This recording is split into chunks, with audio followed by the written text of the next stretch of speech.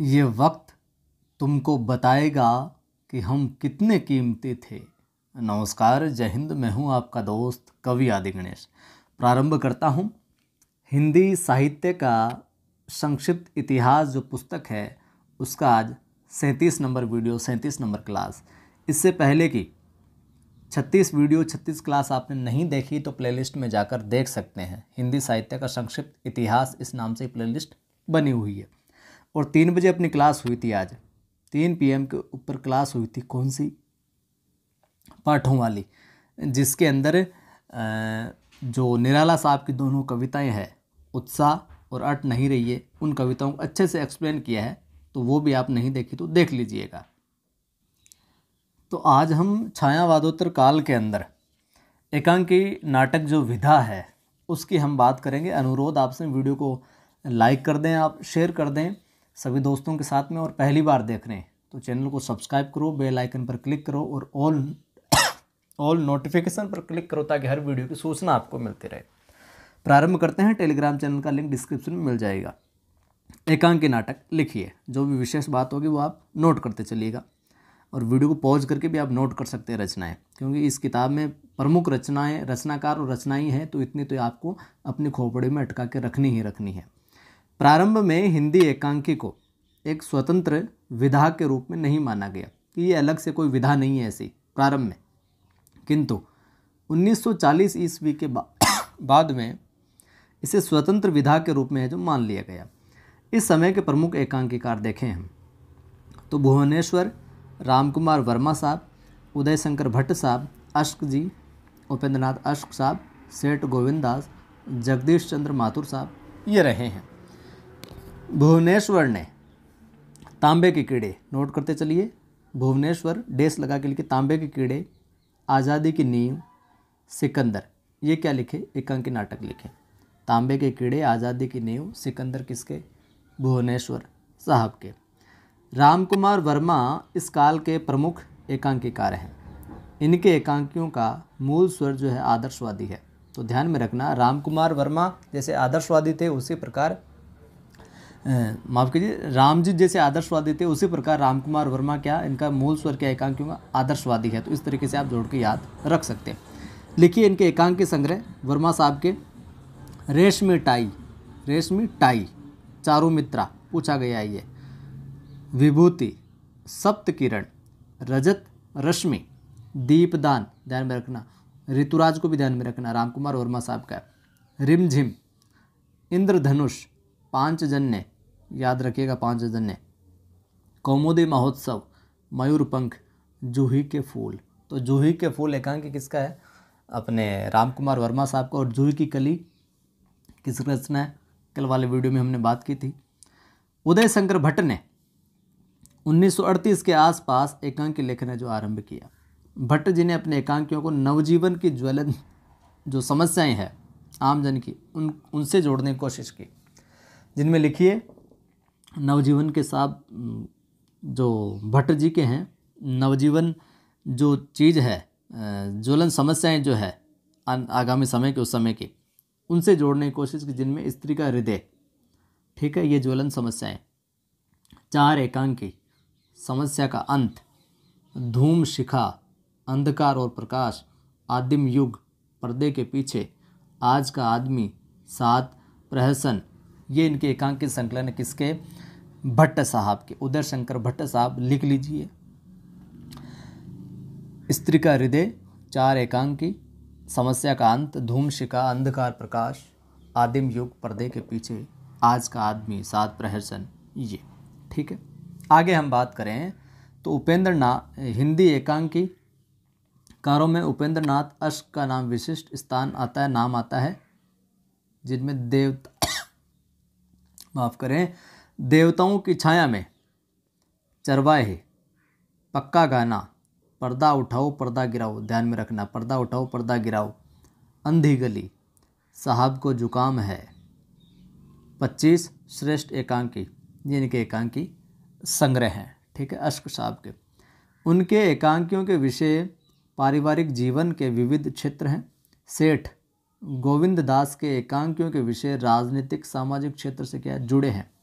वे स्वयं कुशल एवं कर्मठ राजनीतिज्ञ थे, जिनमें सप्तरश्मि, एकादशी, पंचभूत, चतुष्पथ आदि एकांकी संग्रह गोविंदा साहब के। हरिकृष्ण प्रेमी के एकांकी संग्रह लिखिए, हरिकृष्ण प्रेमी डेस लगा के लिखिए, मातृ मंदिर, राष्ट्र मंदिर, मान मंदिर, न्याय मंदिर, वाणी मंदिर। ग्रुप में मंदिर जुड़े लगे तो हरिकृष्ण साहब के देख लेना आप। जगदीश माथुर साहब के 2 एकांकी संग्रह में भोर का तारा कई बार पूछी गई है। माथुर साहब भोर का तारा और ओ मेरे सपने, ध्यान में रखिएगा, ओ मेरे सपने और भोर का तारा किसका? जगदीश चंद्र माथुर साहब। ठीक है, इनमें जीवन की जो नवीन समस्याएं हैं उनको रूपायित किया गया, भट्ट साहब की तरह नवजीवन की ज्वलन समस्याओं को। विष्णु प्रभाकर ने आदर्शवाद, सांस्कृतिक चेतना, नैतिक मूल्य और मनोविज्ञान को दृष्टि में रखकर सामाजिक एकांकियों की रचना की।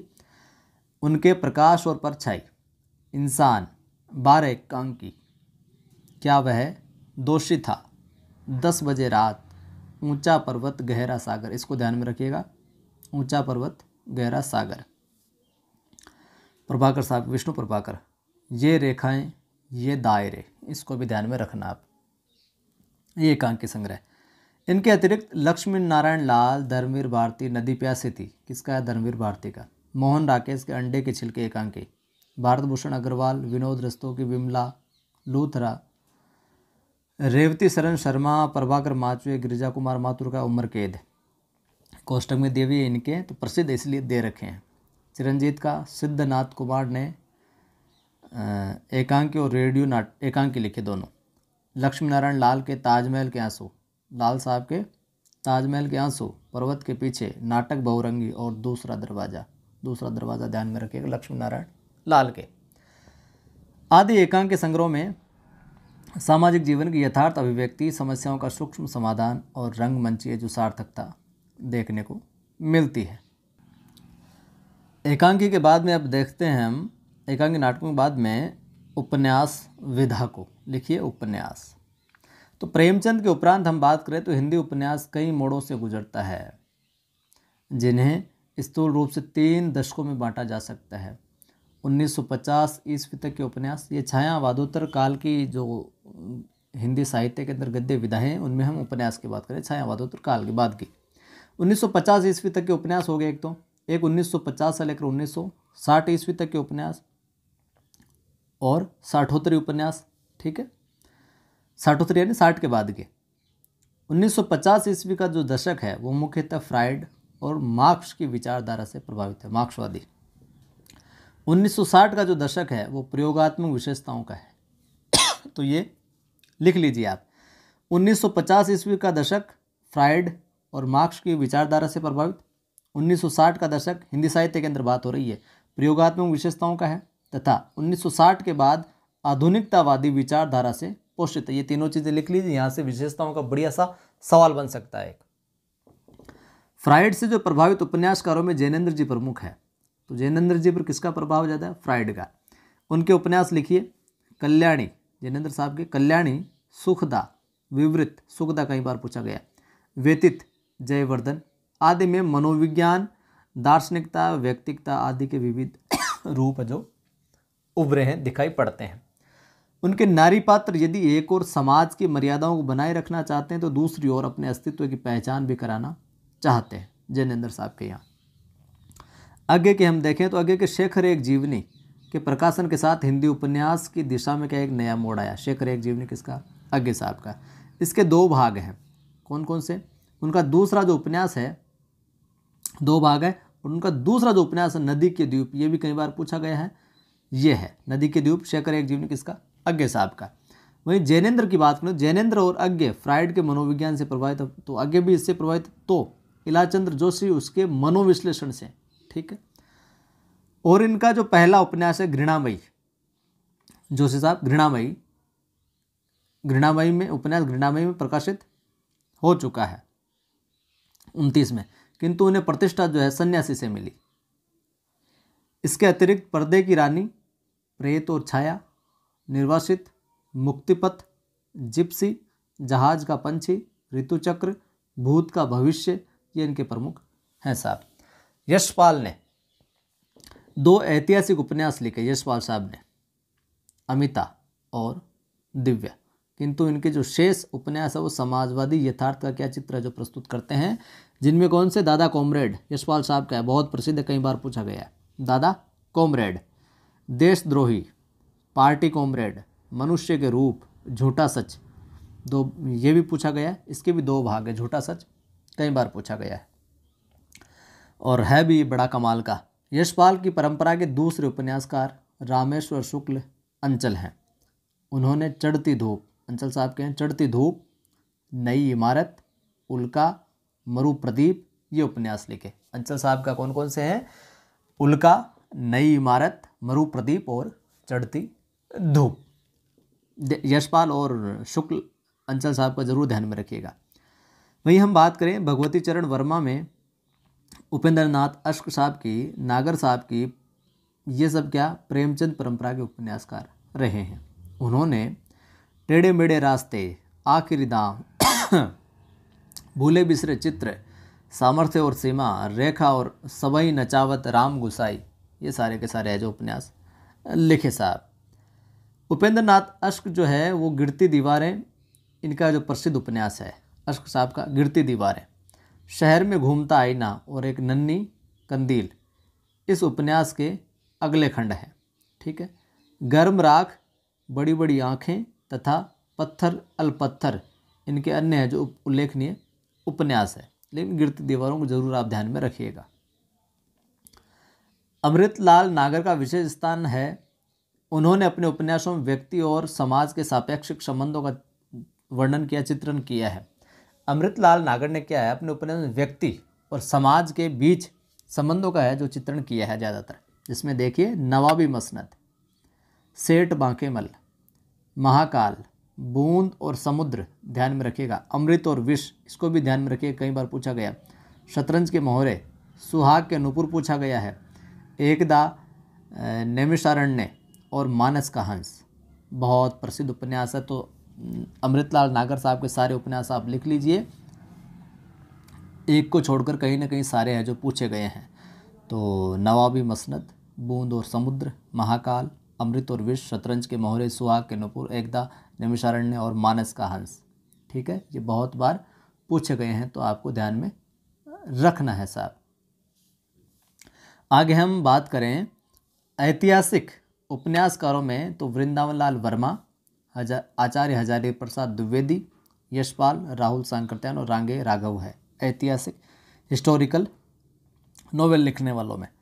वृंदावन लाल वर्मा ने विराटा की पद्मिनी, झांसी की रानी, कचनार, मृगनयनी, अहिल्याबाई, माधोजी सिंधिया, भुवन विक्रम आदि ऐतिहासिक उपन्यास लिखे। देखिए झांसी की रानी उपन्यास किसका है, वृंदावन लाल वर्मा का, और झांसी की रानी जो रचना है, कविता, वो किसकी, वो आप कमेंट करके बताइएगा। हजारी प्रसाद द्विवेदी जी के देखें हम तो बाण भट्ट की आत्मकथा बहुत बार पूछी गई, लिख लीजिए इनके भी, बाण भट्ट की आत्मकथा हजारी प्रसाद द्विवेदी साहब। चारुचंद्र लेखा, अब आत्मकथा देखकर आप आत्मकथा मत समझ लेना, ये क्या है, उपन्यास है। चारुचंद्र लेख और पुनर्नवा उपन्यास लिखे। बाण भट्ट की आत्मकथा, चारुचंद्र लेख और पुनर्नवा बहुत बार पूछे गए, बहुत इंपॉर्टेंट है, ध्यान में। यशपाल ने दिव्या लिखा, राहुल जी ने सिंह सेनापति और जय योद्धे लिखा, और रांगे राघव ने मुर्दों का टीला, बहुत महत्वपूर्ण, ध्यान में रखिएगा। रांगे राघव ने मुर्दों का टीला मोहन जोदड़ो की सभ्यता पर लिखा। चतुर्सेन शास्त्री का क्या है, वैशाली की नगरवधु, ये भी पूछा गया, वैशाली की नगरवधु किसका, चतुर्सेन शास्त्री का। तो इसके अंदर सारे महत्वपूर्ण रचनाकारों का परिचय, रचनाकार, उनकी रचनाएं दी गई है, और यही बार बार पूछी जाती रही है, यही रिपीट होती रही है बार बार। तो इस पुस्तक के जितनी भी चीज़ें हैं उनको तो खोपड़ी में आपको अच्छे से बिठाना है, फिर आपकी इच्छा है कुछ एक्स्ट्रा क्या पढ़ते हैं आप साहित्य इतिहास के अंदर। 1950 के बाद ग्रामांचल, देखिए सेकंड ग्रेड के अंदर तो ये साहित्य इतिहास की जो पुस्तक है मेरे हिसाब से सफिशिएंट रहेगी, बिल्कुल सफिशिएंट सेकंड ग्रेड में। और फर्स्ट और एक कोई गाइड भी आप देखेंगे वो देख लीजिएगा। फर्स्ट ग्रेड के अंदर यहाँ से आपके लगभग यूँ कहें कि 70+ % यहाँ से सवाल मिल जाएंगे सीधे, और कुछ एक प्रवृत्तियाँ हैं जो ध्यान से देखोगे तो यहीं आपकी प्रवृत्तियाँ विशेषताएं आपकी खोपड़ी में बैठती जाएगी, कुछ थोड़ा सा आपको अतिरिक्त पढ़ना पड़ेगा। बाकी सेकंड ग्रेड में तो लगभग चीज़ें यहाँ से सेट हो जाएगी। बाकी आप अपने हिसाब से हैं और जो आपका मन करे वैसे देख सकते हैं। 1950 की, लेकिन इस पुस्तक की कंटेंट तो आपकी खोपड़ी में होना ही होना चाहिए। 1950 के बाद ग्रामांचल, मनोवैज्ञानिक और सामाजिक चेतना के उपन्यास लिखे गए। फणीश्वर नाथ रेणु के उपन्यास सही अर्थों में क्या आंचलिक है, तो ये आंचलिक उपन्यासकार कहे जाते हैं रेणु साहब। उनका मेला आंचल बहुत प्रसिद्ध है, बहुत बार पूछा गया है। 1954 विशेष प्रसिद्ध हुआ। मेला आंचल पर और प्रति परिकथा में ग्रामीण जो अंचल है, जितने सवाक और विशद चित्र देखने को मिलते हैं उतने आंचलिक उपन्यासों में कहीं नहीं मिलते। बिल्कुल ठेठ आंचलिकता है जो यहाँ पर मिलती है, इतनी सटीक वर्णन और कहीं नहीं मिलते। नागार्जुन साहब का है बलिस्नामा, ठीक है, ये जरूर ध्यान में रखिएगा, ये भी पूछा गया है। रतिनाथ की चाची पूछा गया, लिख लीजिए नागार्जुन साहब के रतिनाथ की चाची। नई पौध, बाबा बटेश्वर नाथ पूछा गया कई बार। दुख मोचन पूछा गया, वरुण के बेटे, सभी इंपॉर्टेंट है नागार्जुन साहब के। रतिनाथ की चाची, नई पौध, बाबा बटेश्वर नाथ, दुख मोचन, वरुण के बेटे उल्लेखनीय। आंचलिक उपन्यास भी, ये भी ध्यान में रखने, ये आंचलिक उपन्यास है इनके। उदय शंकर भट्ट साहब का हम देखें तो सागर, लहरें और मनुष्य। रांगे राघव का हम देखें तो कब तक पुकारूं, ध्यान में रखिएगा। भैरव प्रसाद गुप्त साहब का सती मैया का चोरा, सती मैया का चोरा पूछा गया है।